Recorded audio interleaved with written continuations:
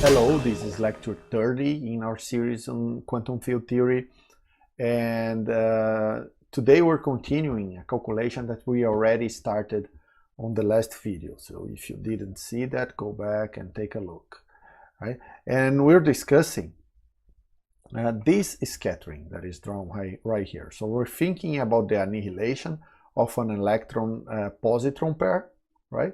Which then produces a muon anti-muon pair, right? A mu minus mu plus pair. And on the last video, we have already calculated this matrix element. In fact, we already even average the matrix element square over the possible spins combinations, because we are doing the unpolarized event, so we don't care about the orientations of the initial spins, nor are we going to measure the orientation of the final spins. And this is what we got. We have this nice trace for each of the fermion lines, right? And this is what is left from the photon propagator, and so far so good, right? The thing is that the next step in this calculation, right, we want to calculate cross sections, right, is to plug this expression inside the 2-to-2 formula for scattering, right? The scattering, the formula for 2-to-2 scattering, right? And of course, it's not comfortable to plug these big traces inside an integral in momentum, right? So we want to simplify the expression, get rid of the traces, right? We know that the trace of these matrices is just a function of momentum and masses, right? And we want to know what this function is before we go on to the phase space integral, right? In order to calculate these traces, it's very useful to develop a tool set in dealing with Dirac matrices. And I'll do that first. But I'll be quite quick about it, because we want to go back to the cross-sections calculation as soon as possible.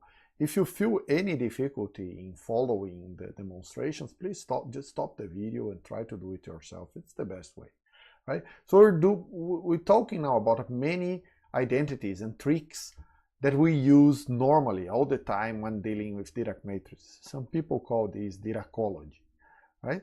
And I'll prove all of these relations using these identities, which are not dependent on the specific representation I have chosen, because these are the most useful ones, right? So essentially, I'll just use these properties for the Dirac matrices. I'm using the Clifford algebra, which defines them, right? For the gamma 5, I'm also using its defining property that anti-commutes with all the other Dirac matrices, and I'm also using the gamma 5 square is 1, right? So let's start about the traces of one of these matrices, right? It's pretty easy to show that the traces of just one Dirac matrices, one Dirac matrix, are 0, right? All I have to do is insert some identity here, right? In this case, the identity is gamma 5 square, right, which is here. And then I take one of the gamma 5s and send over here, right? When I do that, since it anti-commutes with gamma mu, I get a minus, which is right here, right?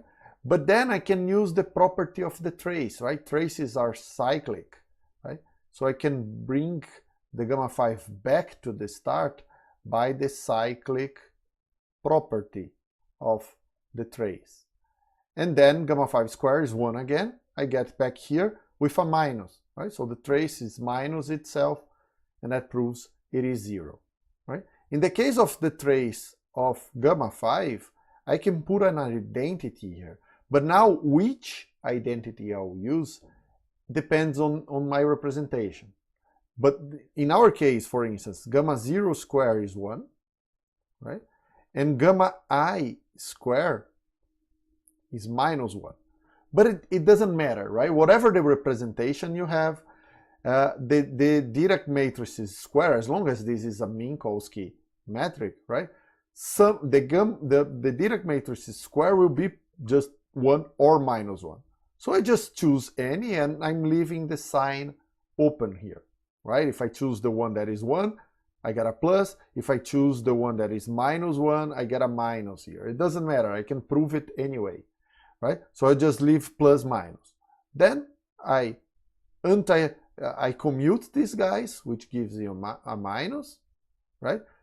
Pay attention, I'm choosing a matrix here. So this index mu is a particular value of mu. It's not summed over. I'm not summing over mu. This is one of the instances where I'm not using the Einstein notation, right?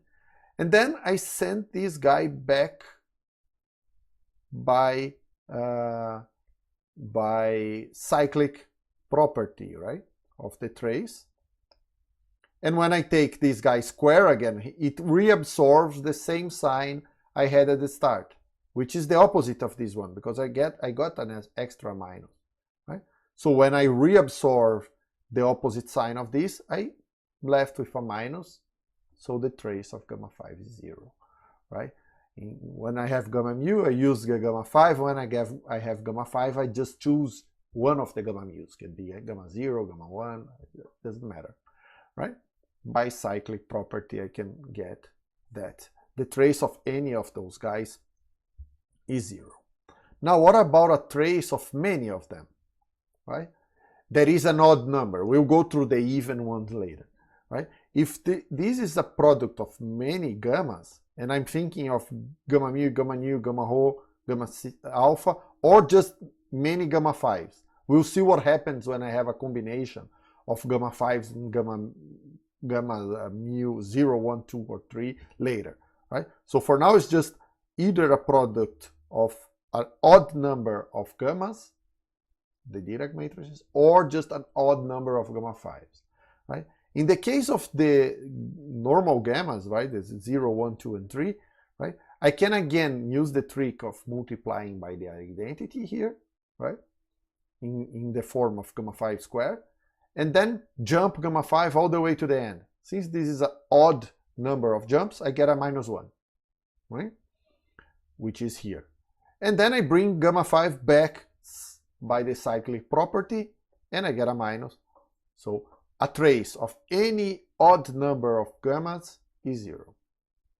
If I have an odd number of gamma 5s, it's even easier, because any pair of gamma 5s is 1, right? So I can take all pairs, leaving just one guy alone here, make them all equal to 1, and I'll get the trace of gamma 5, which we know is 0.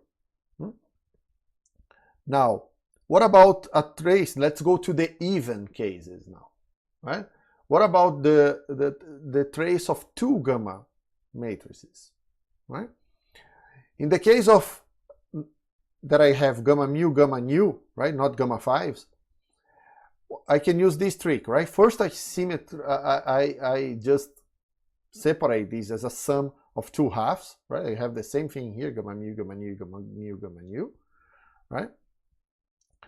And then, since this is a product within a trace, right, I can cyclically bring gamma nu here, right? I can just bring this guy over here.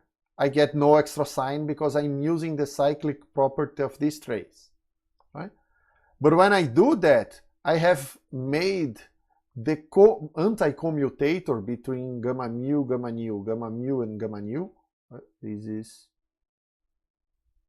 actually the opposite of what I wanted. So when I separate both, this is gamma nu, right? Because I'm just taking the 2 halves, and here I have gamma nu, gamma mu. Now I have the anti-commutator here, right?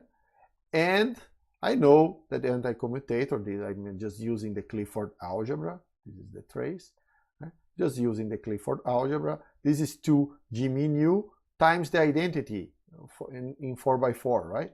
This goes out of the trace, just becomes G mu here, and the trace of 1 is 4.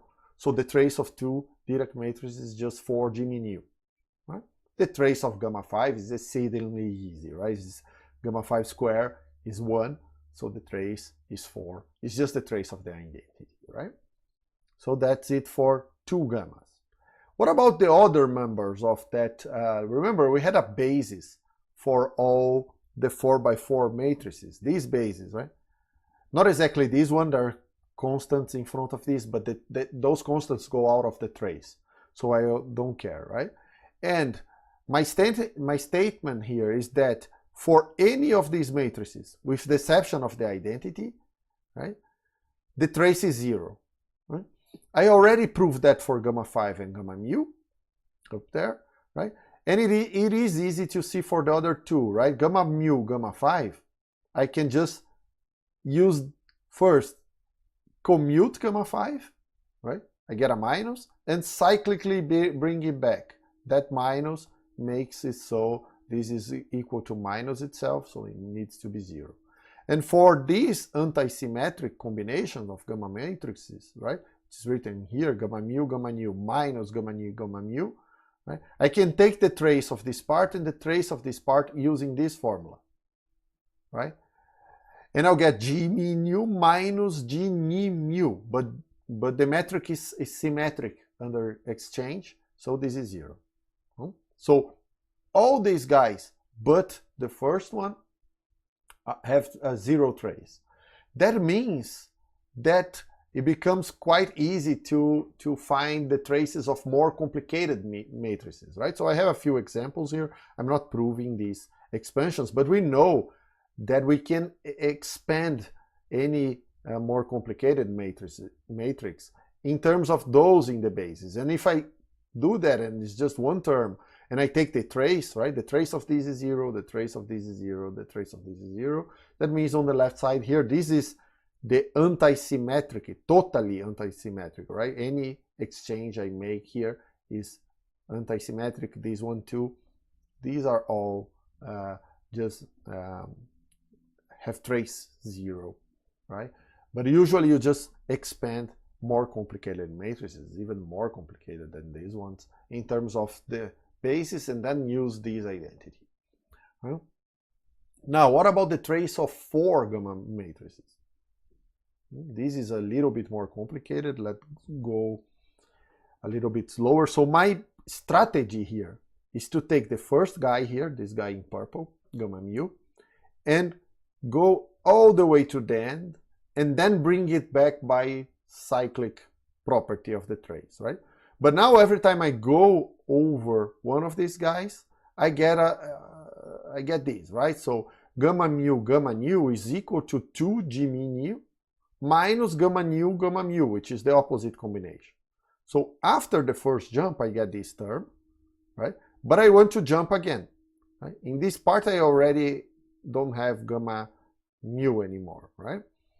So when I jump again, I get 2g mu rho, right? Minus g rho, gamma rho, gamma mu.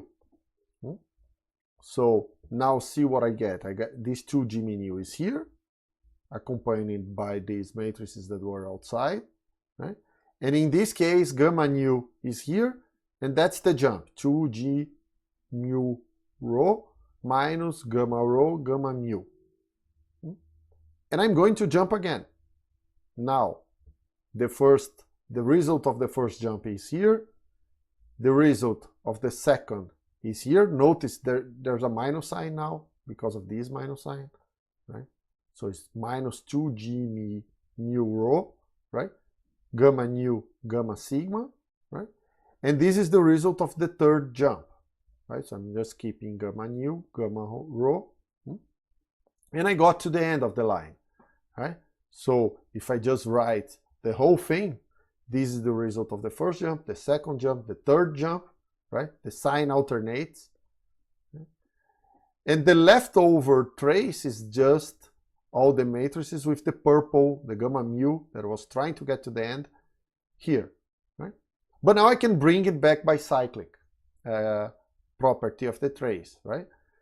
When I do that, look at the equation that I have from the start. It's equal to this, right? This guy, once I bring the gamma mu to the start, is the same on the other side. I made it appear on both sides of the equation with an opposite sign on this side. So I can take this guy to the other side and get a factor 2 here. And that's what's written here. I get 2 trace of the original thing I was trying to calculate, right? Equal this big trace, which results of all the jumps, right? All these factors in color here, the 2g mu, 2g nu rho, and mu sigma, they go outside traces. And then I can take the trace of these 2 Dirac matrices, which I know, I have shown it, right? And that becomes a 8 times a product of 2 g's, right? You see all these products here, right? Now I have no trace. I took the trace, right? This is wrong. This is just a combination of g's.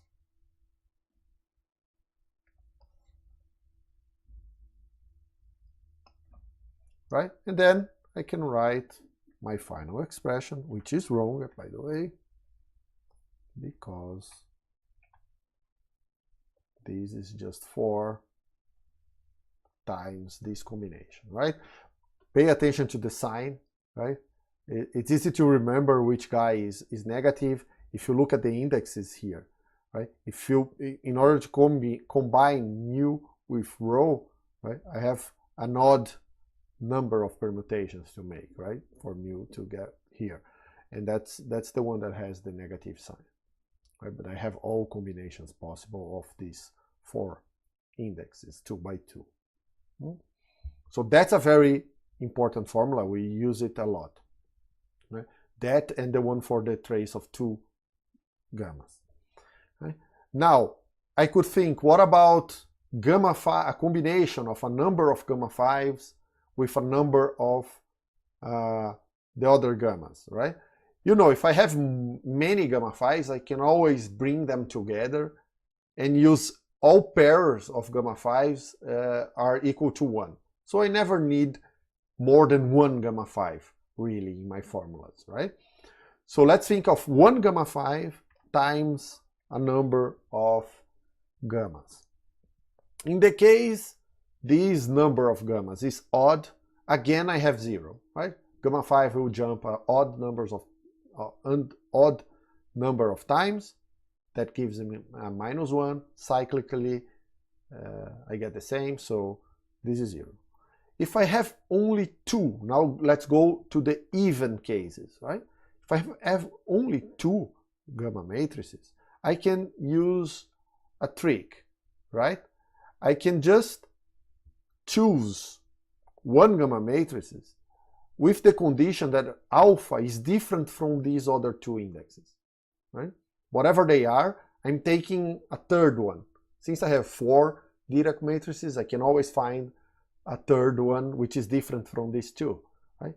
In this case, I can use the identity. Again, the plus minus depends on my representation, but it's not important which sign shows up here when I try to put the identity, right? Because then, if this guy is different from everyone else, I don't get G min u's when I'm jumping over. I just get a minus sign, right? So I'll jump 3 times, will be a total minus sign. That's why I exchange these guys, right? And cyclically, I bring this guy back, reabsorb a sign, so I end up with a minus. So if it is a gamma 5 and 2 Dirac matrices, this is 0. So again, I'm showing that the trace is 0.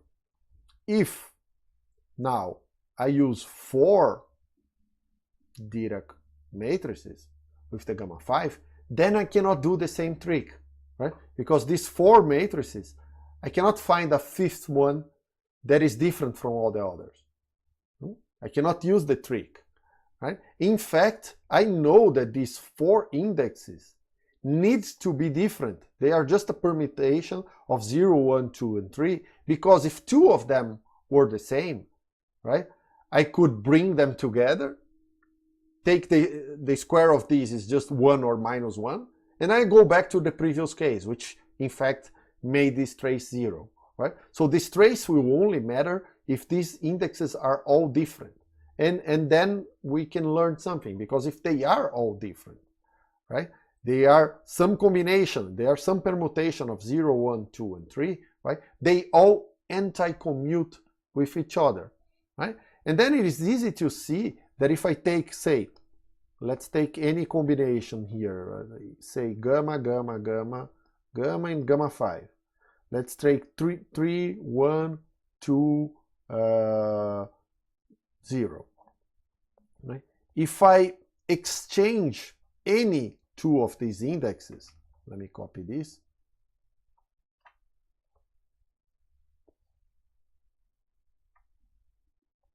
If I exchange two neighbors here, right? It's obvious that this guy is anti-commute, so this trace is minus that one, right? And even if they are not first neighbors, right? Suppose I commute 3 with 0 with 3, right? I can always do a number of commutations here until I bring them together, and that will be the same in both cases, right? So I'll have something like that. And the relative sign didn't change. Doesn't matter how many commutations I needed to make. And then I see that one is minus the other. That means that this trace needs to be proportional to the totally anti-symmetric tensor, because any permutation I make between two of these indexes needs to change the sign, right? Then it is a matter just of finding what numeric constant goes in front. And the easiest, I won't do that, but the easiest way of doing it is just choose 0, 1, 2, 3 and calculate, right? In some representation, it doesn't matter. The result is independent of representation, right? And then you get this 4i here, right? So that's a fairly useful formula too. It helps to know, I'm not proving this, I'm just showing so you know they exist, right? It helps to know these relations between anti-symmetric tensors, because you see they appear, especially when you're trying to expand complicated matrices in our basis, right? And to know that the trace of Dirac matrices can be reversed in this way. I can just rewrite from right to left if I need to. We'll use that today to prove an important property of Dirac, of Feynman diagram, right? And it is also useful to know some contractions of Dirac matrices, right? So gamma mu is 4. That's easy to see, right? Just take the Clifford algebra and contract with G mu, right? On the left side, I'll get 2 gamma mu, because it's the sum, right? On the right side, I'll just get G mu, which is a delta, and I can prove this, right? It's also useful to know that when I have the contraction of Dirac matrices with another one in the middle, right? This is minus 2, the one that was in the middle, right? To see that, again, you jump gamma mu over, right? You get 2 G mu minus the other permutation. This we know from here, right? So I get a 4. This becomes gamma nu, so it's a minus 4 plus 2. You get this minus 2. And you can do the same trick to get relations for 2 matrices in the middle of these two, for 3, for 4, right? I did the one for 2 matrices here. It's just algebra. And you get this 4G mu rho, right? This one is pretty useful because usually you have almost always when you have in QED a fermion propagator, the fermion propagator will be proportional to a Dirac matrix, and it will be between two QED vertices, right? So this happens quite a lot in the calculations we're looking at, right? It's very frequent trick that we'll need to use. So this is it for the, I think, yeah, this is it for the Diracology I wanted to show. Now let's go back to our calculation and use sum of these to calculate those traces. So the first thing we want to do with this expression is to take a look at how many gamma matrices are here, because as you have seen, this is pretty important, right? Many of these traces will be 0 or different from 0 just by counting Dirac matrices. So in any of these traces, let's take this one as a case study, right? The other one is very similar, right? And bring it here, right?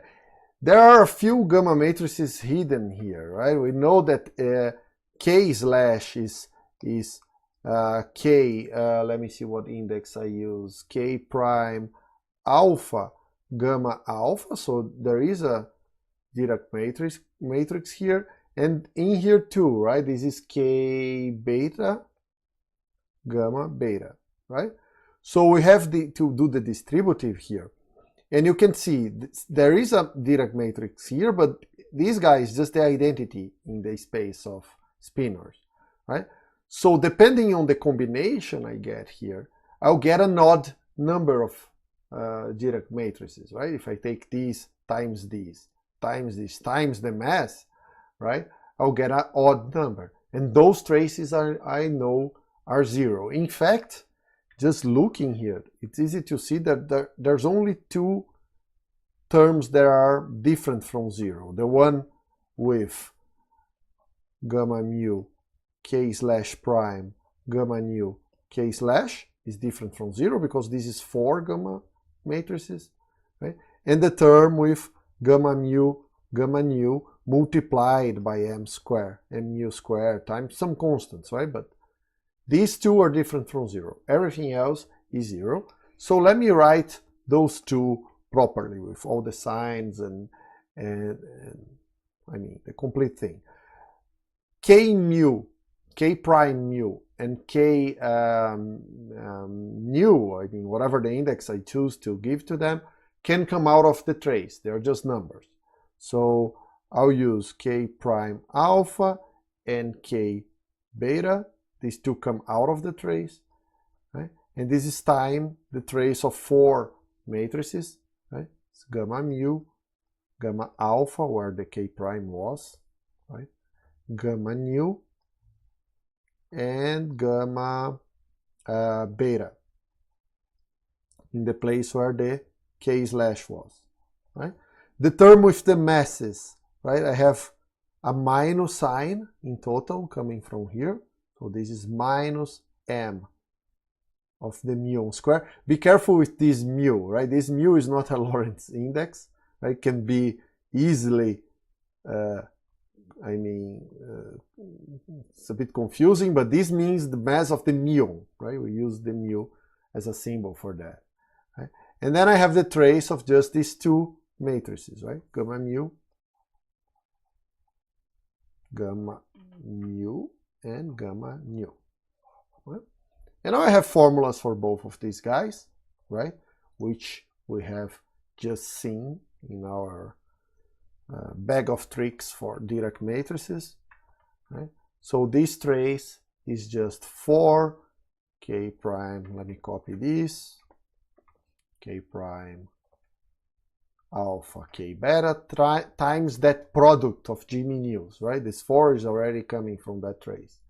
Let me get that formula here, G mu alpha, G mu beta. Remember the minus sign comes from this combination, G mu nu, G alpha beta, and then plus for the last one, G mu beta, G alpha nu. Right? And all of that's multiplying this trace is simpler, 4 mass square G mu.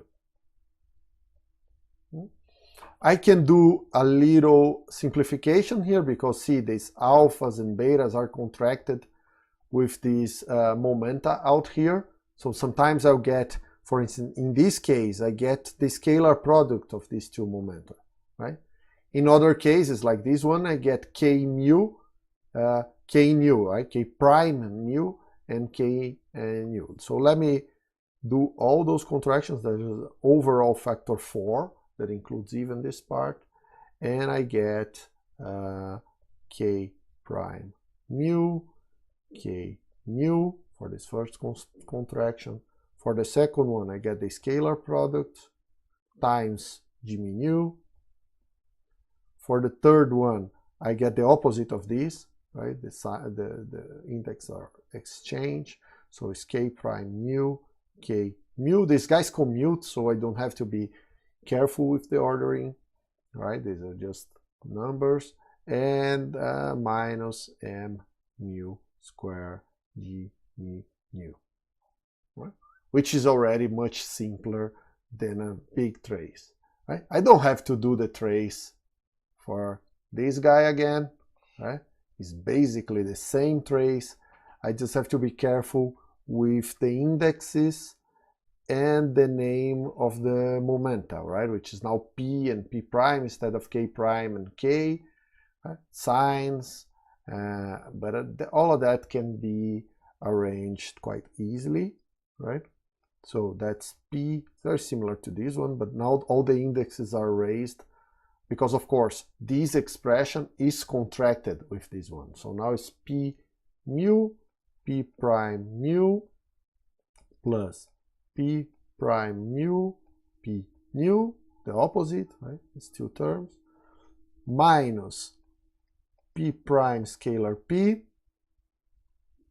g mu, and of course the mass minus the mass of the electron square g mu. So far I'm doing like a very exact calculation, right? But now I'll make my first approximation, which is a fairly harmless one, which is to ignore the mass of the electron, right? The electron is about 200 times lighter than the muon, right? And we know that the momentum here, all these momenta involved, need to be big enough to be able to produce that pair of muons at the end, right? So there's so much energy going around here that the electron is in the ultra relativistic limit, and I can completely ignore this term. This mass is small compared to all these momenta, right? So I'll just forget the mass of the electron. So now I go back with these two expressions and I put them back here. So this trace and this trace will be substituted by these two. And this is what I get. Now what I want to do with this is contract all these indexes here, right? You see I have many different scalar products in this expression. So let me copy this part, right? And start doing all the many scalar products, which you can see here, right? So this is the result, right? You can see that I'll get all possible scalar products 2 by 2 because I can contract, for instance, this piece with this one. Will give me k prime p and k p prime as scalar products, right? This piece multiplied by this last one, right, is g mu, will give me the scalar product between k prime and k, and I already had p prime p here. So essentially you get all possible scalar products, most of them twice, that's these factors 2, right? And this final contraction between this part and this one is here, right? The factor 4 here, for instance, is g mu. Right? Then now there's a bunch of simplifications I can make here. For instance, this is just minus 2p p prime, right? And then you can see, right, these multiplied by this is the same as this one, but with the opposite sign, because there's a minus here and a minus here. So this one cancels against that, and I get only pp prime times the mass. Right? So, and I can put a bunch of factors of 2 outside, right? And finally get the expression I'm looking for, which will be easier to plug in my cross-section formula. Right? So this is e to the 4 Q4, right? And then all these products, K prime P, K P prime, K prime P prime, K P. This one went away, right? And taking care of the signs, this is just mass of the mu square P prime. Right, let me put a box around this guy.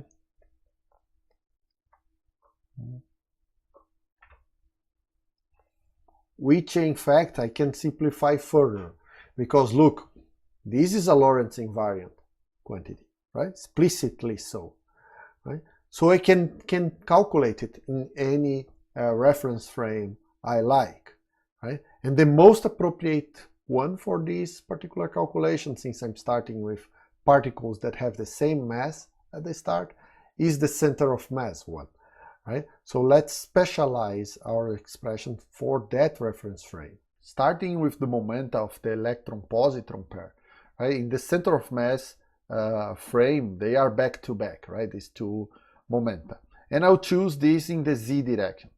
And then, as I said before, right, the energy is big enough that I can ignore the mass of the electron. And in that case, energy and momentum are the same, right? Same magnitude.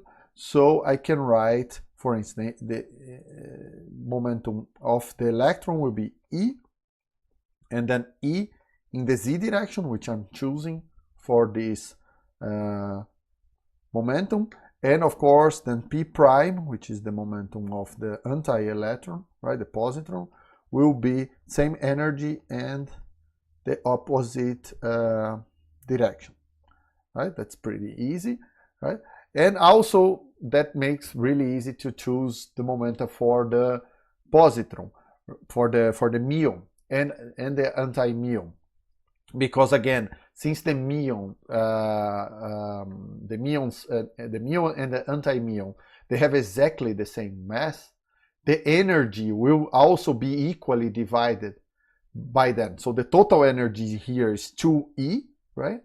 And it also each muon will carry energy E in the end, right? If that is not obvious to you, it's easy to prove, right? Just write energy and momentum conservation for the muon in this frame, and you see that the energy is equally divided between them. So K will be just the same energy for K and K prime, right? And then the momenta can be in any direction. The only restriction I have here is that these guys, by momentum conservation, will come out back to back, right? So the electrons are coming in the z direction, and the muons can go in any outgoing direction as long as they go back to back, because the total momentum, tree momentum, is 0 in that frame, right? And that allows me also to write an expression for this energy in terms of the momentum. I can write this, right? I can use to solve for energy or momentum K. Right? So that pretty much sets the kinematics in that frame, right? Which is pretty simple kinematics for this case, because it's same mass particles at the end, same mass particles at the beginning, so it's pretty simple kinematics. Right? Let me just draw so we can define the angle. So the image I have is electron-positron meeting at some point here.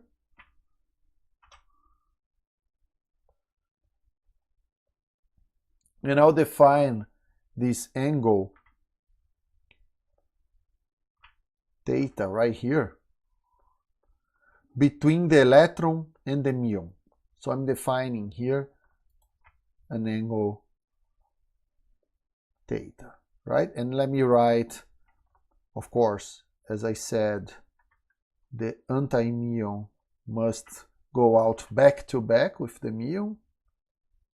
So it goes in that direction, right? And let me write all the momenta. So there's P going this way, P prime going that way, K going there, and K prime, which is the minus k going in that direction, right? This is not a Feynman diagram. This is really a geometrical configuration for this system, right? So this angle is for the product between k and the direction z, right? Because I'm putting p, a vector, in the z direction, right? So I have defined this as the z direction. So this is just, right, the cosine of theta, which defines the only angle that will really matter here, right? In that reference frame, I can also write q squared. If you go back here, you see I'll need to figure out the value of q squared. Most of these scalar products will be written in terms of this angle, right? And q squared is just, in this case, p plus p prime. Remember, if I go back to the Feynman diagram, you see, because I had 2 electrons at the start, so p plus p prime was q, right? And that can be written as p mu plus p prime mu p mu prime, or let me write prime mu plus 2 p mu p prime mu, right? And this piece is the mass of the electron. This is the mass of the electron, which I'm taking to be 0, right? Or small compared to this piece, right? And this piece, right, it's easy to calculate, right? I just have to go here and look at these two expressions, right? This is just e squared plus e squared, right? It will be e squared plus e squared, which is 2e squared, or 4e squared. Sorry. I also need to figure out all the scalar products, right? There are many scalar products here between these various momenta. Let's start with the product between p and k, right? In this case, I have, again, e squared minus the product between these two guys, right? So p times, p times k, right, will be e squared minus k scalar e in the z direction, right? To which I can use this, right, and write e squared minus e modulo of k cosine of theta, right? Which, by the way, is the same expression for p prime scalar k prime, right? Because I have opposite sign in both here, right? So in the end, when I make the product, this opposite sign goes away, and this is also the same expression for p prime scalar k prime. So I have already two scalar products here, right?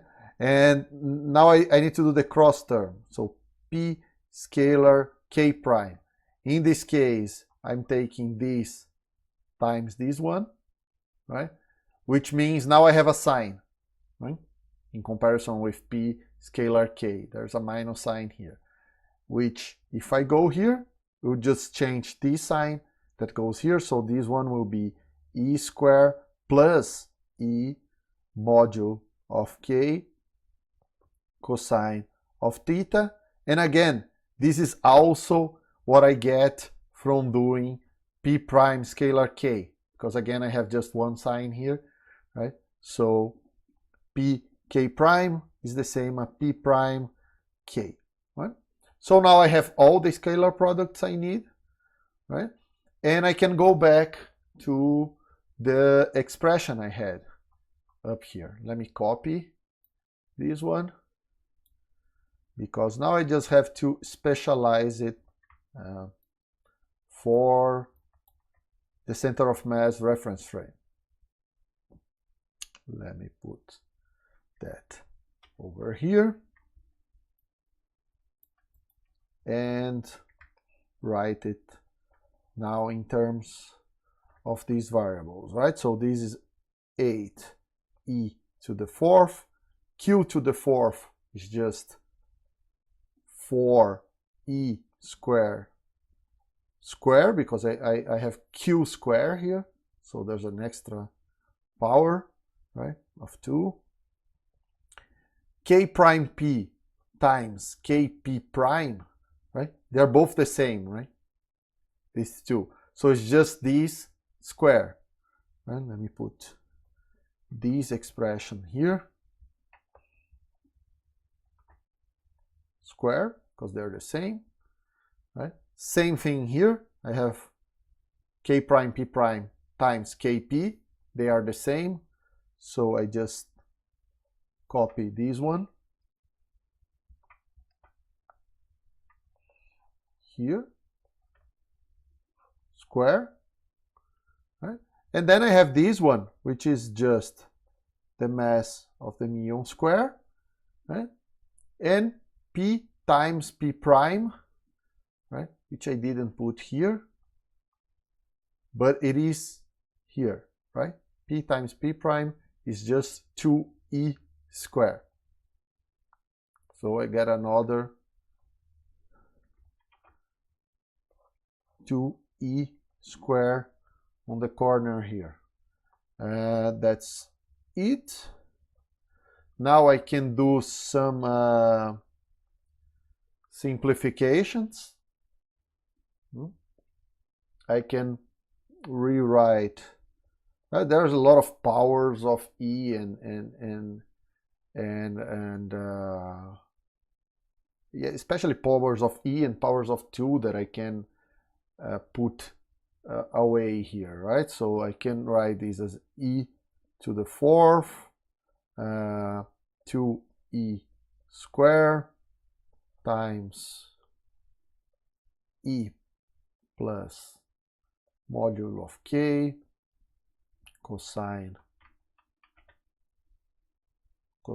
of theta square. So I took a power of e square out here, which got a power of e square here, and I have to do the same there. E minus modulo of k cosine of theta square plus 2m mu square, right? And now I can take these two pieces together, right? And rewrite these as I have a piece e squared from here, another piece of e squared from there. That's 2e squared, right? I have this term times this one, which will give me a 2, right? The square of both. So that's 2 modulo of k squared cosine of theta square, right? And the cross term goes away. Right? Yeah, the cross term goes away because of the different sign, right? Then I have 2 here, 2 here, 2 there. I can do away with this factor of 2, right? And I'll do one last thing, which is, well, let me write this as e to the fourth, right? I'll put a power of e inside. That will make this first term just a 1, right? And then these other terms, remember, k, modulo of k, I have written as the square root of e squared minus m mu. Since I have k squared there, I'll just exchange k squared by e squared minus m mu. Right, so this is here, this is m mu squared. Let me go a little bit higher, right? This term divided by e squared is here. And this last term, I'll have just, remember, k squared is E square minus the mass of the mu square. If I divide this by E square, I get 1, let me put it like this, 1 minus m mu square over E square. Let me erase this just to take it out of the way, times this cosine of theta square. I like to write it in this way because it gives me a convenient way if I want to take the limit where the energy is really big. If I want at some point to look at also the ultra-relativistic limit for the muon, say I'm doing this with so much energy that I can also ignore the mass of the muon, I have this expansion ready for me already. Right? But it's just a way of writing. Right? I didn't do that approximation yet. Just setting up for it. Let me put a box around this because that's an important expression. That's what I wanted to get. And now it's in a convenient way to put in an integral, right? Already you can see that I won't have to integrate over the module of the momenta, only around this angle. So let me copy here the expression of the cross-section that I derived before. So this is the 2-to-2 differential cross-section. If you don't remember, this is on page 78 of my notes. And I'll just copy the expression here as it is, and then we'll specialize the variables, right? Replace the name of the variables to the ones we're using. So this is 2EA, 2EB, VA, VB. A and B were the two initial states. P1 was P1 1 and 2 were the final states. 16 pi square energy of the center of mass. This is also in the center of mass frame, right? And this is the matrix element from PA, PB to P1, P2, right? So that defines the initial and the final momenta square, right? At that point, I had no spins. Now I do. So instead of m squared here, I'll have 1/4 of the sum over spins of m squared, right, which is this one. And I need to specialize all these variables, right? To write the same notation we are using now. So PA is the initial momenta, I'll identify with P. PB, I'll identify with P prime. P1 and P2 need to be K and K prime, right? The energy of the center of mass, right, is twice this energy of one of the electrons, is 2E, right, which is the same as 2EA or 2EB. So both EA and EB are just E in this case, right? What else? P1 is just K. These velocities, right? VA will be just P over E, which is the energy, right? P, as we have written up here, is just E in the Z direction. So I end up with just the Z direction here, right? Which means the speed is 1 in the Z direction, right? Remember, we are in natural units, right? So 1 means 1c, right? It means this is the speed of light, which makes sense because we are taking, this is for the electron, right? And we are disregarding the mass of the electron, taking the ultra-relativistic limit, in which the speed of electron is basically the speed of light, right? And same for VB, will be P prime over E, which is just the opposite direction, right? Also speed of 1, which means that the relative VA minus VB is 2, right? And now we put all these in there, right? And that expression becomes, let me see if I have space. If I erase this one, I have space.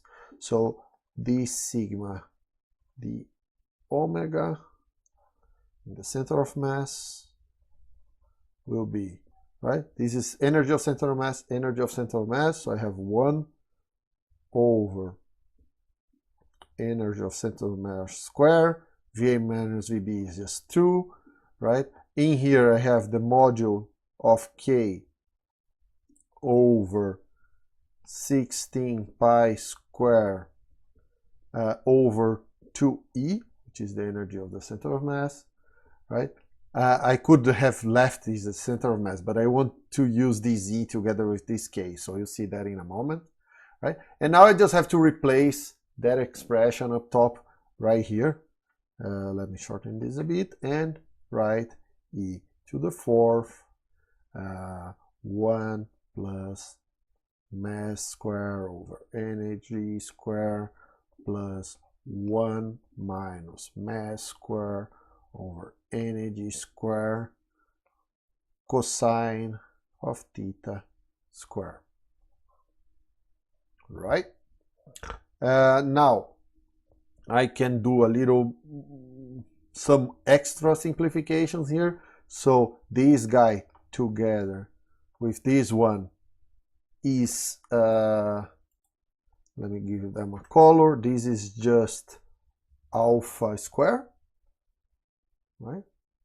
So I replace this by alpha square, and this together with this is remember, I want to write this in that expansion in a way that is easy to expand for higher energy, right?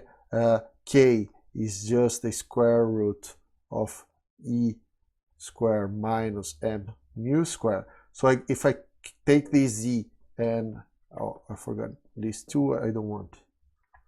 Okay. If I take this energy and throw in here, I just get the square root of 1 minus m mu square over E square again. Right, so I can replace what's in green by this, right? And then I have my final expression for the differential cross section, right? Which is, let me see, just 1, let me put alpha square from here over, there's 2 factors of 2 there, 4 energy of the center of mass square. This green piece is just 1 minus m mu square E square, and then this whole thing, which is nice, right?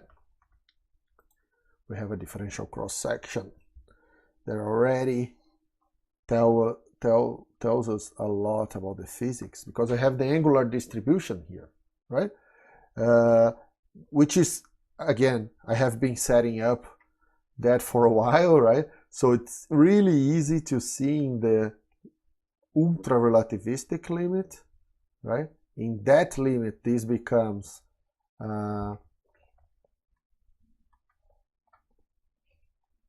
this part does not change, right? This becomes 1.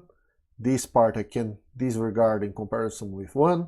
This one is the same, so it's just 1, this one here, plus cosine of theta square, right? Which allows me to draw a polar diagram for this scattering and see probabilities, right? I can just put 2 axes like that and use the magic of video editing to get the perfect picture. I wish I could do that in a real classroom. So what you can see here, what you're seeing here, is the cross section. This length here is the cross section multiplied by 4 ECM square over alpha square to get rid of dimensions here. So basically this function, and you can already see that is more probable, right? The probability of emitting this neon. Remember, this is the angle, this is theta, right? is the angle between the incoming electron and the outgoing muon, not the anti-muon. And it shows that it's much easier to send the muon in the same direction the electron was going, or right opposite to it, right? And of course, I don't need to worry about the anti-muon. I know where it is going, right? It's the opposite direction to the muon, right? And you can see the distribution. In fact, I can even show you what happens if we go away from the ultra-relativistic limit. This is the function that I have, right? Here, right? This function. So again, I'm multiplying by this factor, right? Just plotting the other part, right? And the blue one is for the energy much bigger than the mass of the muon. So this R here, which is the ratio between the mass square and the energy square, is 0, right? The yellow one is when that ratio is 0.5, and the green one is when the ratio is 0.9. So you see that as you go away from this ultra-relativistic limit, right, it gets more and more symmetrical, right? What you can see here, right, as these factors become more and more important, I give less and less weight to the cosine square, right? Another thing you can see here is that this square root in the front makes it so that when I go to the limit where the energy is approaching the mass of the muon, right? Remember the energy is approaching the mass. Remember that the total energy is twice this energy, right? But of course I have to produce 2 muons.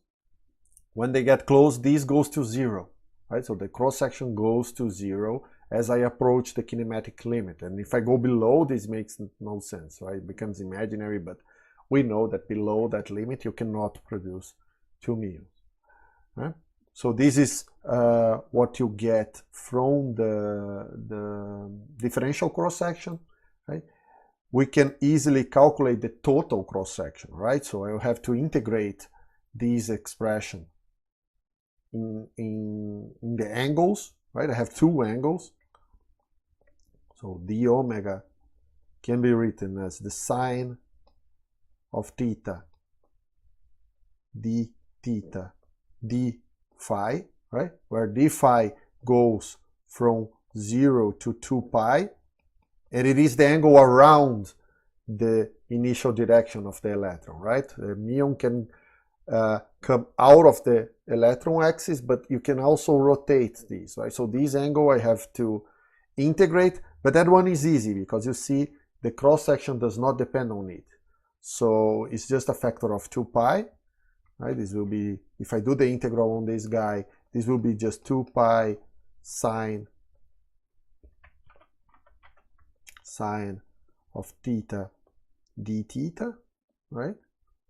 Which I can again rewrite as minus 2 pi d cosine of theta, right? It's just change the limits of integration, right? So theta was going from 0 to pi, right, all the way here, right? And so the cosine of theta will go from 1 to minus 1, right? And then I can integrate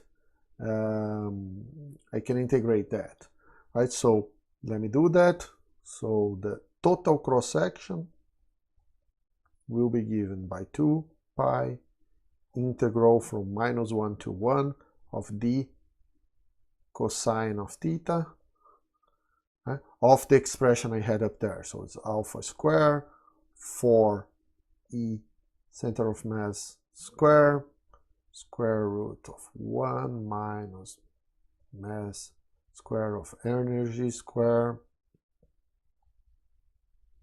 1 plus mass square energy square plus 1 minus m mu square e square cosine square of theta. And that's where the integral actually matters, right?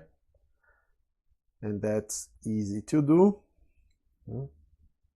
There's some factors I can check out here. So this gets me a factor 2 there. What else? I can take a lot of stuff out of the integral and do the integral on this piece. So this will be pi alpha square over 2 energy of the center of mass square. This part I just copy, right? And then the integral of this piece, it is just cosine of theta calculated between 1 and -1, will give me a factor 2 multiplying this piece.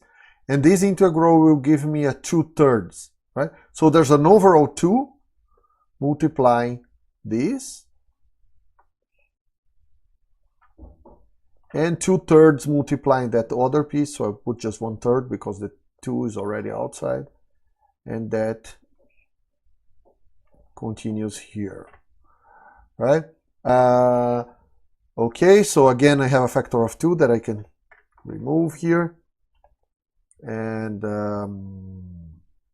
then I can just write the final expression, right? Just have to sum over all powers of these ratios of mass in here and write. Right? There'll be a factor 4 that will come out of there. There's 4 pi alpha square over 3 e center of mass square. Also, this 3 is from here. I have to do the sum. Right? This is square root still there.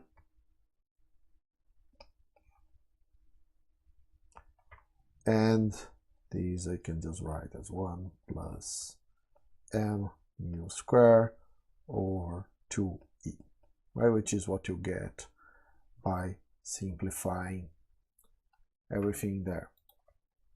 And this is the total cross-section for the production of muons starting from electrons, right? From electron-positron pair. Now you can also take the ultra-relativistic limit in this case. Becomes really simple. Just 1 here, 1 here. So it's basically this thing. Right? This is the total cross-section when, let me write here, E is much bigger than the mass of the muon, which is the ultra-relativistic limit. There's an interesting observation you can make here if you look at this picture, which I took straight out of Peskin's book, right? This is not mine, which is the following. This curve is showing the total cross-section times the energy of the center of mass. So if you take this case, it's just 4 pi alpha square over 3. So in the limit of really high energies, it should go to this line, right? And this bottom curve is what you would get if you went back here. Let me get all the way back to the 2-to-2 scattering formula, this one. And instead of putting all this knowledge we have from quantum field theory that gave me this detailed formula for m squared, I just put a constant here. I just choose a constant that reproduces the right asymptotic behavior. Then this is all just constants. Remember, this is where the 1 over energy of the center mass square comes from, with some numbers in front. And essentially the behavior is just k over energy. This is all, right? All the rest of this is just a number, right? So if I knew nothing about the theory, I could guess just by looking at the phase space in front that it should behave as the module of k over the energy, which is what is plotted here. This is the module of k over energy, and it goes there. So really, the prediction I'm getting from quantum field theory is this difference, right? I know from phase space that it goes to 0 if I try to make the energy smaller than 2 times the mass of the muon, right? Just from energy conservation and momentum conservation. And I know it should go to this, again, just from phase space considerations, right?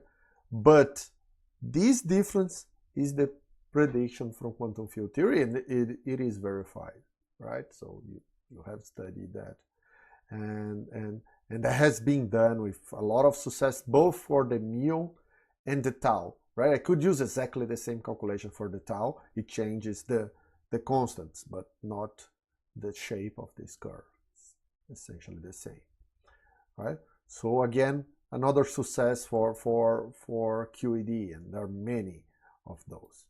Okay, so what I want to do now is to do at least one calculation where I don't average over the initial spins or sum over the final ones.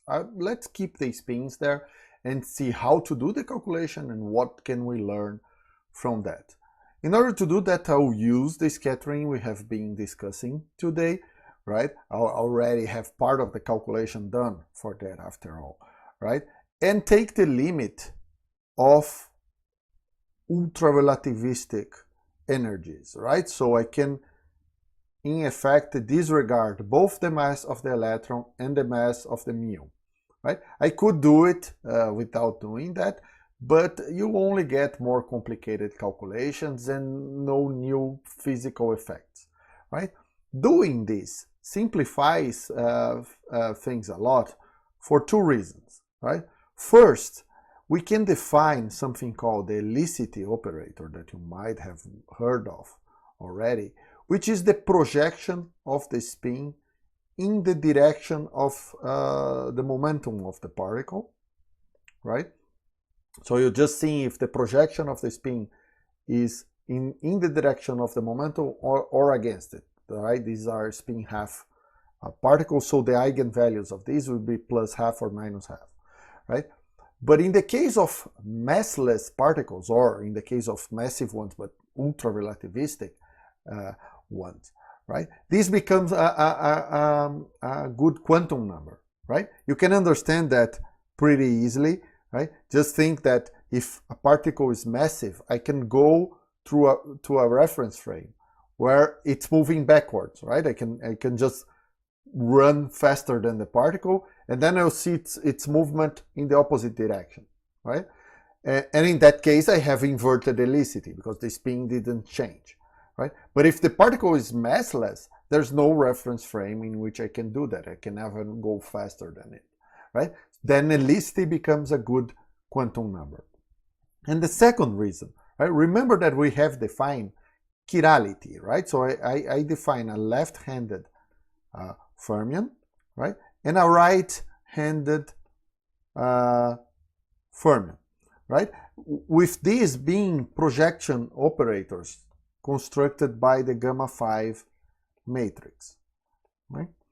These two are always different, right? These, remember, if you don't go back to page, I think 125 of my lecture notes, and you see where I define this, that the difference between left-handed and right-handed spinors is really how they transform under Lorentz boosts, right? So different representations of the Lorentz group, right? Or for spin half, right? But it just so happens that when a particle is moving at the speed of light, right? So massless particles are always doing that. Those solutions of the Dirac equation become eigenvectors of both helicity and chirality at the same time, with the same eigenvalue, in fact. So chirality and helicity become the same for ultra-relativistic particles, right? I'll leave you to show that as an exercise. If you have seen classical solutions to the Dirac equation, you already know this, right? And that's convenient because then when I'm summing over spins, every time I want to deal with spins, not even if I'm not summing over, right? I have to choose a basis for spins. And in this case, I can choose chirality as a basis for spins because that's the same as choosing helicity, right? They are never the same operator, but the vector becomes an eigenvector of both, right? The states become, or the field becomes an eigenvector of both, right? And that's what I'm going to use, right? So I'm choosing helicity as the basis for my spins, right? So I consider spin in the same direction of the movement or against it, and I'll use chirality for that because I can, right? And it's much easier to work with chirality. So the first useful relation we want to show and we use when figuring out the cross-section, the polarized cross-section, is this. Suppose I take a left-handed spinner, right? And I take the bar of it, right? So this is defined as psi dagger gamma 0, right? So, but I first projecting it on the left, then taking the complex conjugate, right? So that means that I'm calculating really this, gamma 5 over 2, right? Applied to psi, and then I'm taking the bar of all of this, right? That's the operation I want to indicate by that, right? That I can write as 1 minus gamma 5 over 2 psi. All of that is acting on psi. Dagger, gamma 0, right? Then, remember, gamma 5 in our representation, gamma 5 dagger is just gamma 5. That means I can write this as psi dagger 1 minus gamma 5 over 2 gamma 0, right?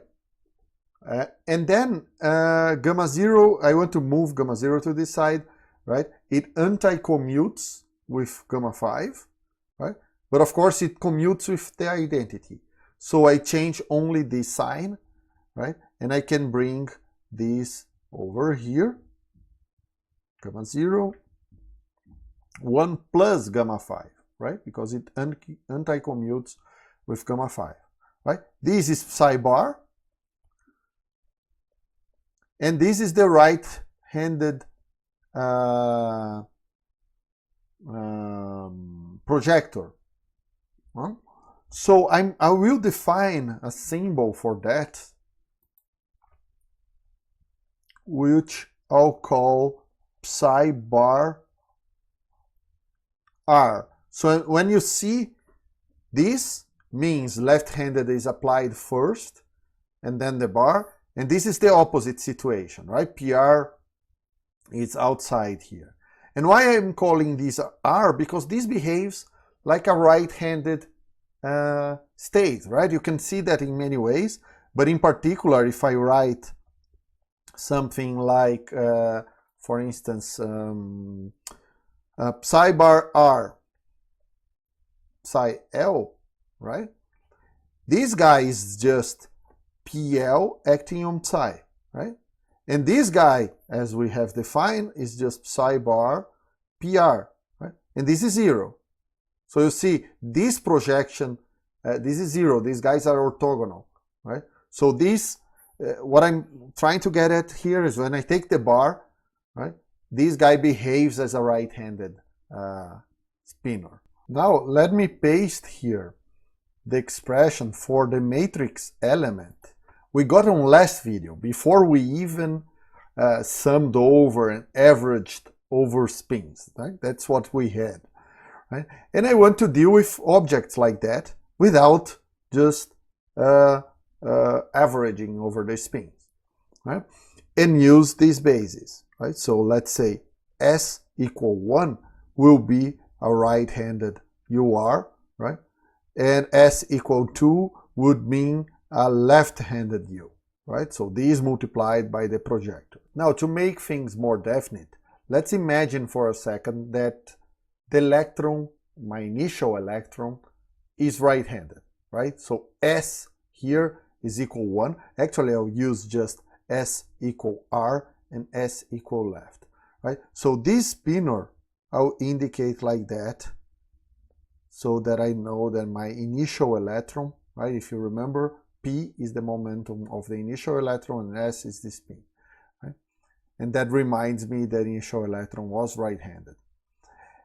I can write these, of course, as PR times US equal RP, right? I did nothing here because if this guy is already right-handed, this projector operator does nothing to it. In fact, I can put this PR to any power in front of here that being a projector operator does nothing, right? But now think of this product, right? I can put, let me copy it here, right?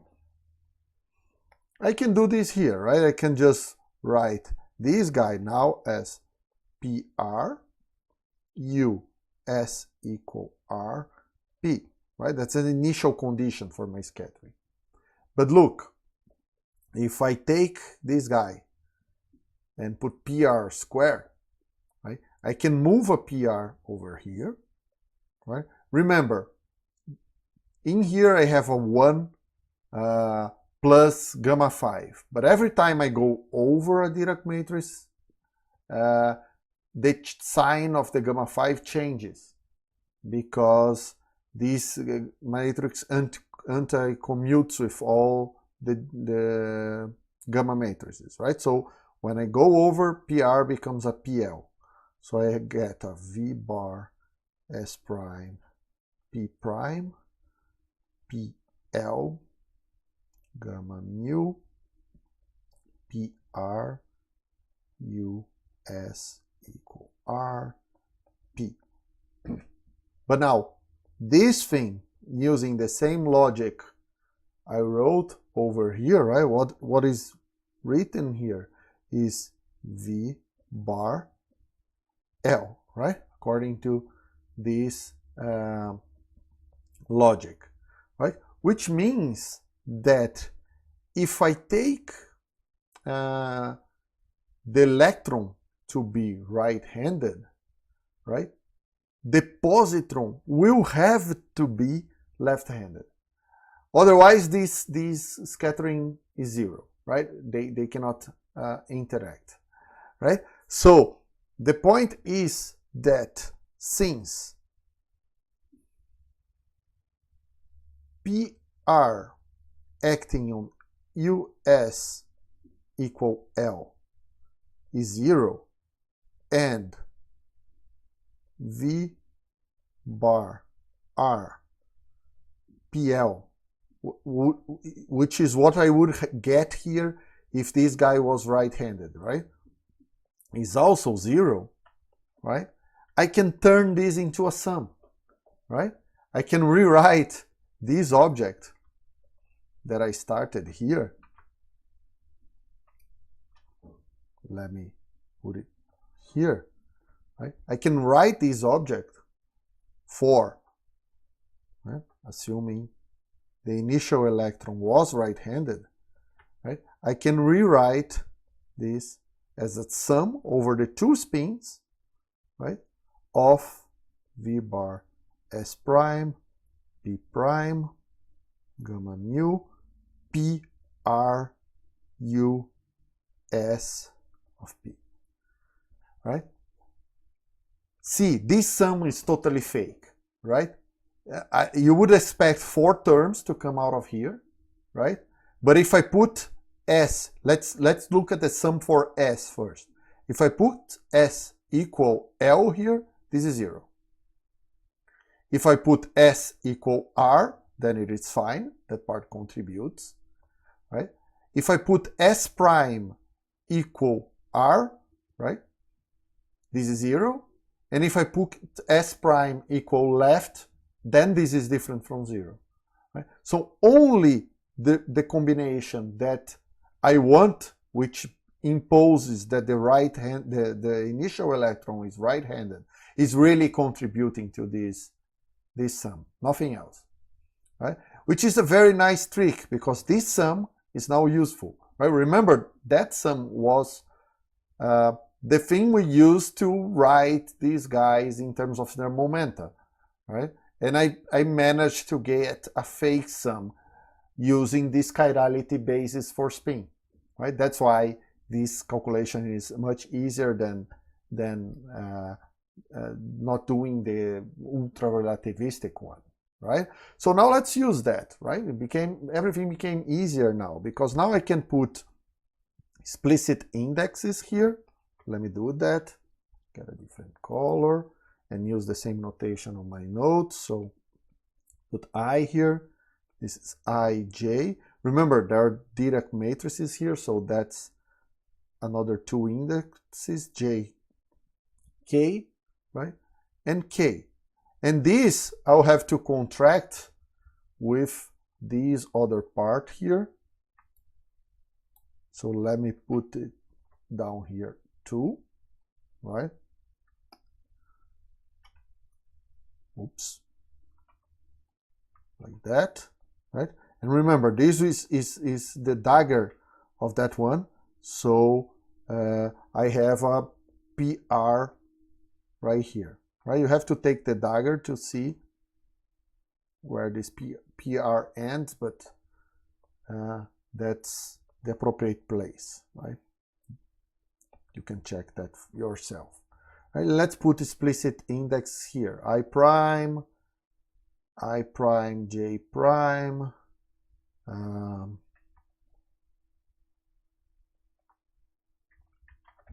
J prime, K prime, and this is K prime. Right? And now I can use the swing sums, right? For instance, for U, I have this one, right? The sum over spin is UISP, U bar JSP is equal to P slash plus M IJ, right? Which in the ultra relativistic limit is just P slash IJ, right? And I have the equivalent one for V, right? It's just a minus here, but in this case, it doesn't change because the mass is being considered 0. And that means that that sum over this sum, right, will be just the trace of, right? You have to do this and then contract all the indexes. I'm not doing this step by step because by now you can do it yourself. Gamma mu PR P slash gamma nu PR. Right? That's the trace I'll get from this, right? And I'm imposing essentially right-handedness for my electron, right? I'm choosing the spin now. Now this trace looks complicated, but it can be greatly simplified because I can just jump this projector here, right? Every time it goes through a Dirac matrix, it changes chirality, so it becomes PL, PR again, and PR square is just PR, right? So I can rewrite this trace with just one of these guys, right? So I can remove this PR from here. And this PR I will write explicitly as 1 minus gamma 5 over 2, right? Which is very similar to the same trace we got, right, when doing the unpolarized cross-section, right? In the unpolarized cross-section, what we had was this, just this trace. So the one part right here is the same, right? There's a factor half, right? But other than that, the trace is the same. This gamma 5 part is actually that formula, gamma 5 times 4 gamma matrices, that we already have listed, right, in the start of this lecture. So it's easy to get the answer for this. Again, I'm not doing the careful calculation, but if you do it yourself, you should get to 2p prime nu p nu plus p prime nu p nu minus g mu nu p scalar p prime. So this is all what we already had for the unpolarized cross-section. And the new part, this gamma 5, ends up being proportional to the anti-symmetric tensor. Remember when we did the formula for 4 Dirac matrices times a gamma 5, we got these, right? This was proportional to the antisymmetric tensor, and that's P prime rho and P sigma. Again, there's many calculations here that I think you should just do. I'm skipping them. Right? I could do the same, so this takes care of this term times this one, right? Now I need to do the same for these two, right? Which are related to the chirality or the spin of the muon now, right? And I'll also assume the same for the muon. So I take the muon to be right-handed too, right? And calculate this. And you see that I get an expression that is just like the one above. Right now I'm taking the mass of the muon to 0 too, so there's little difference between the muon and the electron. Also notice here that in order to make the muon right-handed, I'm making the anti-muon left-handed, right? You might find this a little bit odd because I'm applying PR, but remember that for the antiparticles, right, the B-dagger operators will create, right, an antiparticle that has all the opposite quantum numbers, right? So if my spinor is right-handed, that will create an anti-muon that is left-handed, right? If you don't remember that, I have discussed it a little bit when we were doing the time reversal symmetry. So go look for that, right? Now that I have both these trace and this one, right, I can go back to my cross-section and put everything together. And this is what I get, right? This is the total m squared. So all I did here was go back to this expression here, right? And plug in the traces for these two guys and these two guys and contract all the Lorentz indexes, right? In the case of this totally antisymmetric tensor, I had to use this relation, right? Which then allowed me to contract a lot of the momenta and simplify. And you see that I get actually an expression which is very simple, right? Very simple actually. Now, I want to specialize. I'm following from this point on the same procedure I followed in the case of the unpolarized cross-section, right? I want to go to the center of mass reference frame, right? So I'm just reminding you of some of the identities that are valid in that reference frame, right? And the only change now is that the module of K is also equal to the energy because, again, I don't have the mass of the muon anymore, right? So that gets simpler. And if I plug this in here, I'll get this. If I put K equal E here, the E comes out. There's an E square. I have this twice, which conceals against the E to the fourth that I have in the denominator here. Same with the 16, and I get a very simple expression, really, right? Really, really simple.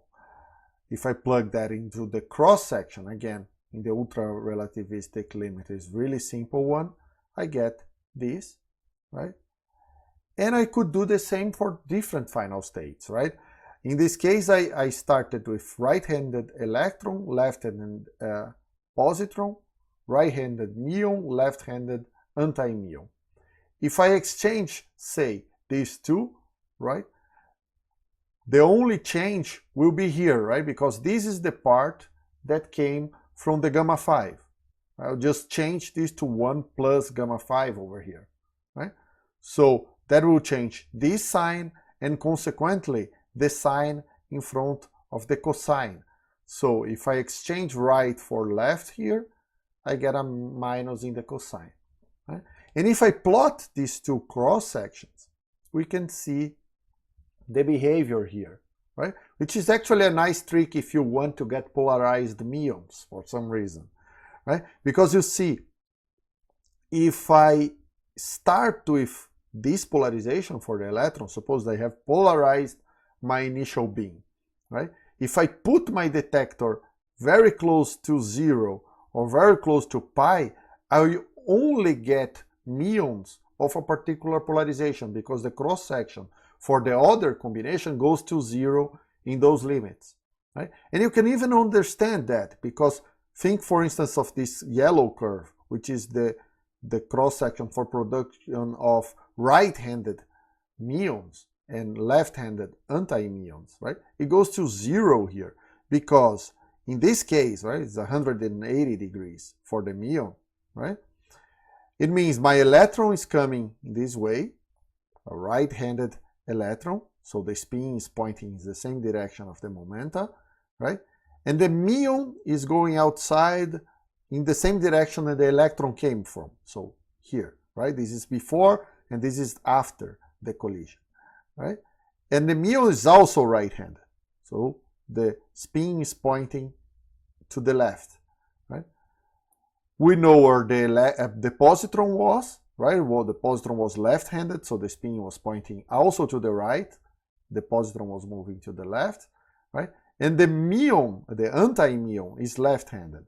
If you look at the spins here, I had total spin 2 pointing to the right here and total spin 2 pointing to the left here. And this is all collinear, right, with these guys. So there's no orbital angular momentum. There's no way you can conserve angular momentum in a collision like that. And that's why the probability is going to 0. You could use exactly the same kind of analysis here, right? Because at 0 and at pi, the scattering is really happening in just one dimension. So it's easy to analyze angular momentum, right?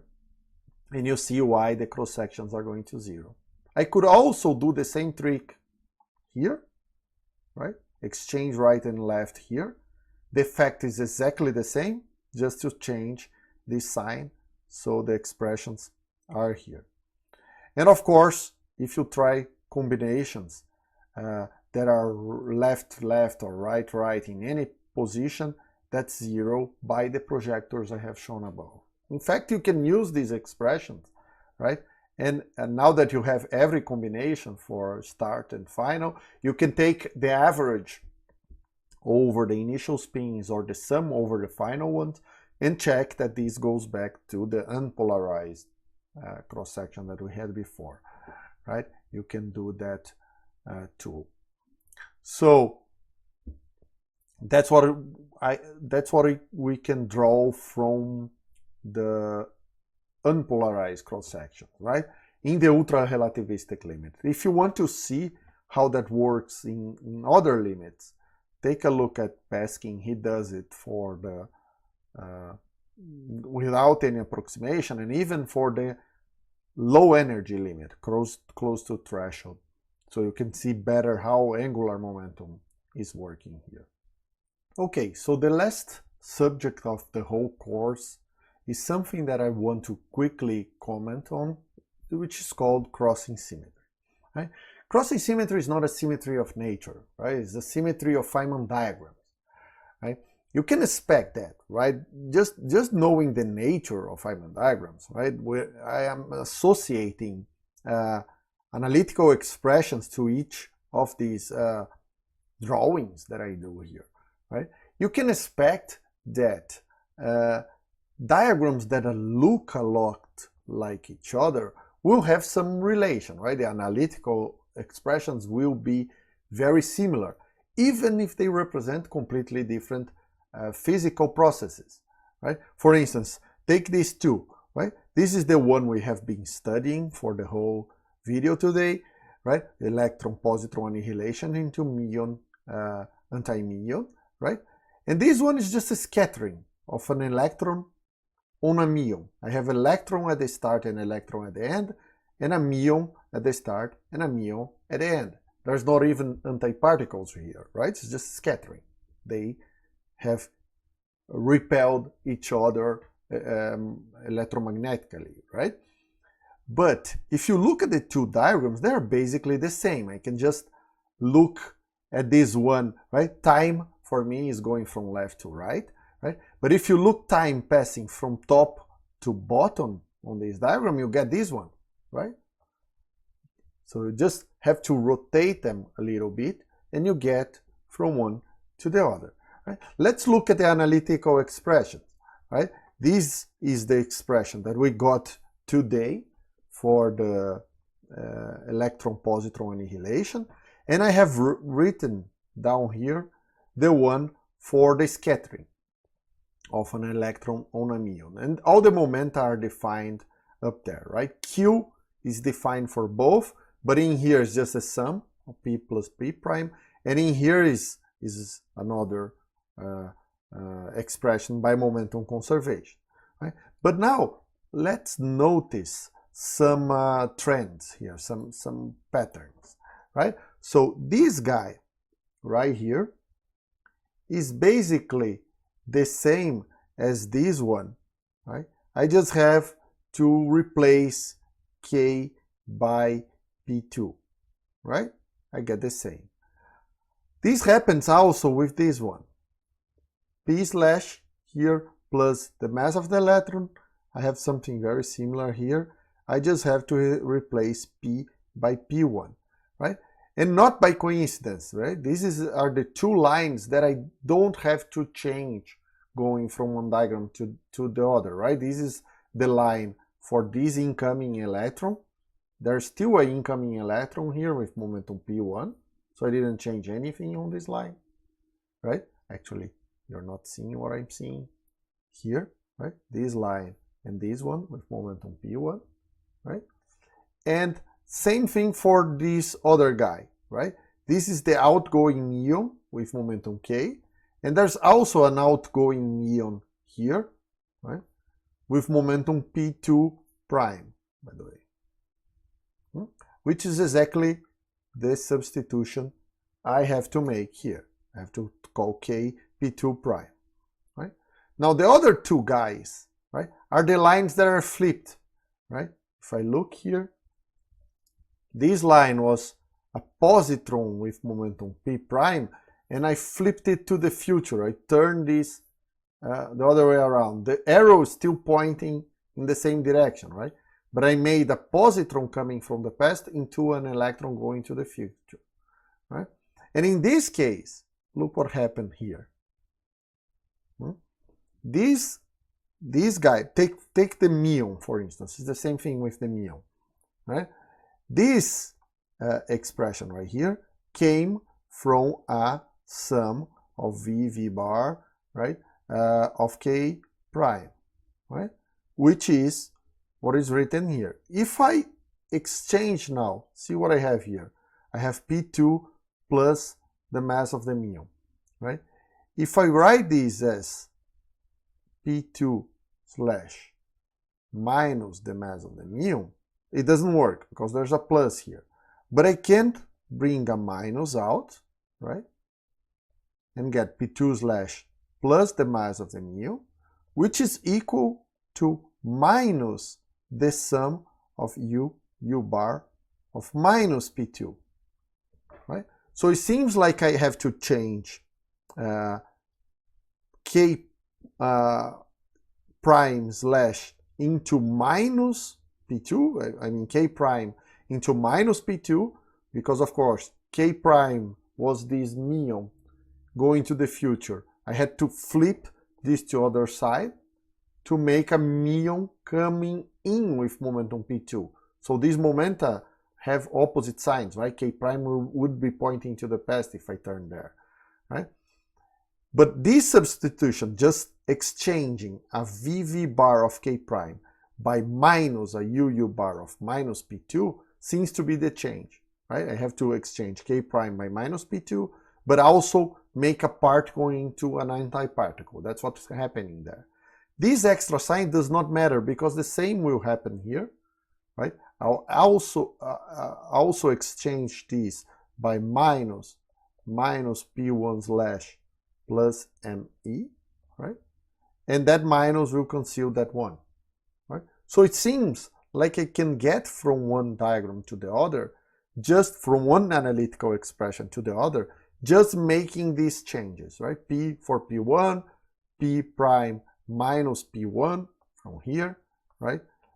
K into P2 prime, and K prime into minus P2. I go from one of these expressions to the other, right? Even Q, right? If you look what happens to Q, in here Q was just P prime plus P. I just use these substitutions and it turns into P1 minus P1 prime, which is exactly what Q is on this second diagram, right? So I can go from one expression to another just using this dictionary, right? Which can be read just from what is happening through these diagrams, right? This is a particular example of some, by the way, before I go further, this is what I would get, since we have the expression here. If I went to ultra-relativistic limit for that scattering, this is what I would get, right? And I want you to pay attention that this is fairly similar to what we had before, but now here I have a angular dependency in the denominator here, which by the way blows up for a particular angle, right? So this is a very different behavior than before, right? I have very strong probability of scattering at some small angle, right? So that's just an observation, right? We're not really worried about that particular scattering right now. What I want to say is that this is a particular example of a much bigger symmetry, which we call the crossing symmetry, right? Which is that if you have a particular scattering amplitude that involves many states on both sides, I can take one state from the initial state and cross it, that's why crossing, right? I'm crossing it to the other side just by exchanging it by its antiparticle and exchanging the sign of the momenta. So essentially you can flip lines like that, right? So that K is minus P because P was pointing towards the diagram, as long as you exchange the particle by its antiparticle, if it has one, right? If this is I say a real scalar field, then it is on its own antiparticle, and you just flip the momentum, right? But with fermions, you exchange that for its antiparticle, and this symmetry becomes even more evident or easy to use if we go to the favorite variables of particle physicists everywhere, which are called Mundustant variables, which are very useful when you're talking about 2-to-2 scattering, right? So this is the definition of the Mundustant variables. You can understand them. So the S variable is just the sum of the initial, right? This is defined for 2-to-2, right? So the initial two momenta, right? Which end up being the total energy, the center of mass energy for the system, right? And that's also K plus K prime, right? T and nu have a little trickier definition, right? There are differences between momenta, right? You just choose some final momenta and see the difference with the initial momenta, right? But what you call T and nu sometimes is hard to know, right? Usually the rule is we call T the difference of momenta between the particles that are more like each other. So in the case of the electron positron going into muon, anti-muon, right? We make this choice for K, right? This was the momentum of the muon, and this was the momentum of the electron. Since they are both particles, right? I decided this guy is more alike this one than the mu plus. They have the same charge. I don't know. It's a bit subjective, right? So you have to be careful with your whatever when you're looking at this. You have to know what the convention is. But this one is fairly stable when you have something like that. It's always based on the charge, right? But and then u is the other one, right? U is K prime minus P. which you can also write in terms of p prime, but that changes nothing, right? So I'll define t as k minus p and u as k prime minus p, right? In terms of those variables, right, you can define a whole language, right? Because if you consider 2-to-2 scatterings at tree level, right, they'll generally have this structure, right? The two momenta can come in, go through some mediator that can be a photon, in the case of QED, can be a scalar particle if I'm talking about a Yukawa interaction, right? And then produce the final pair. They can exchange that mediator, right? Or they can also exchange the mediator, but then have a different configuration in the end. That will change who Q is, right? These two only contribute if you have undistinguishable particles in the end. You know, different events will have different combinations of these three diagrams. What never changes is what Q square is, right? Notice that Mundustant variables have dimensions of energy square, right? Momentum square, right? In this case, Q square will always be S, right? Because S is the sum of the initial ones. In this one, Q will be T, and in this one, Q square will be T, and in this one, Q square will be U, right?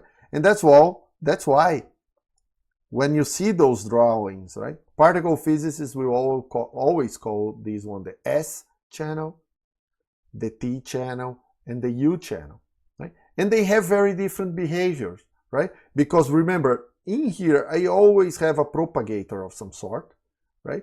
And Q will show up here, right? Q square will show up here. So this guy will be proportional to 1 over S. Of course, if there's a mass, there's also the mass of this propagator, or this particle there. But it could be that a zero mass limit is just 1 over S. This is 1 over T, and this is 1 over U, right? And if you do a little algebra here, right, you can see that S is always the center of mass energy, so there's no angular dependency coming from here in the S channel. In the T, this is 1 minus cosine of theta, and here the theta is the same one I have been defining at the center of mass, right? And U will be 1 plus the cosine of theta. So that characterizes these three channels. By the way, you can also prove these relations. It's pretty useful because it allows you to solve two of the variables in terms of the third, right? One of them in terms of the other two, by using the masses, right? The sum of all the three Mundustant variables is the sum of all the masses of the external particles. And it's pretty easy to rewrite those cross sections that I had, or the sum over spins of the amplitudes that I had at the start in terms of the Mundustant variables. Just notice this, right? This is just algebra in the center of mass frame. So you see T and U are those scalar products that we got everywhere. P times K, P prime K prime, PK prime, P prime K. These are actually proportional to T and U. And of course, Q squared is just S, because that annihilation that we were studying was a S channel only event, right? It's a process that only involves the S channel, right? And that's why you get 8E4 over S squared out here. These Mundustant variables are also very useful because they are Lorentz invariant, right, by definition. Now, if I want to write the crossing symmetry in terms of these guys, right, I can get again from this event to this process to this one, which is the scattering, right, by using the dictionary at the start. But it's pretty easy. Just actually, you don't need that dictionary. Just looking at the diagrams and how you have to flip things here, you get this, right? And then you can see what happens with the Mundustant variables, right? These are, I call S bar, T bar, U bar, the Mundustant variables of this left hand diagram, right? So S bar is just the sum of the initial, I mean, same thing, right? T is the difference between these two, and U is the difference between these two, right? Square. And then I apply the dictionary, I get a new T, a new U, and a new S, right? Now define on up here. So S is the sum of the initial two, right? T is the difference between the two more alike each other, right? Which is the electron and the electron in this case, right? And U is the difference between P2 prime and P1, so between muon and electron, right? The ones that I was calling alike at the start, now I'm calling more different because I also have an electron, you see, right? The important point is that now what was an S became a T, T bar became U, U became S. So I can use that dictionary. I can take this expression for the annihilation into muon, right? And turn into, actually this is wrong, I can turn into the scattering of electron muon going into electron muon, just using this dictionary now. S goes to T, T goes to U, U goes to S, right? Just replace S by T, T by U, U by S, right? And you get an event that this process was an S-channel process, this one is a T-channel process, and that's why you had that angular dependency on the bottom, right?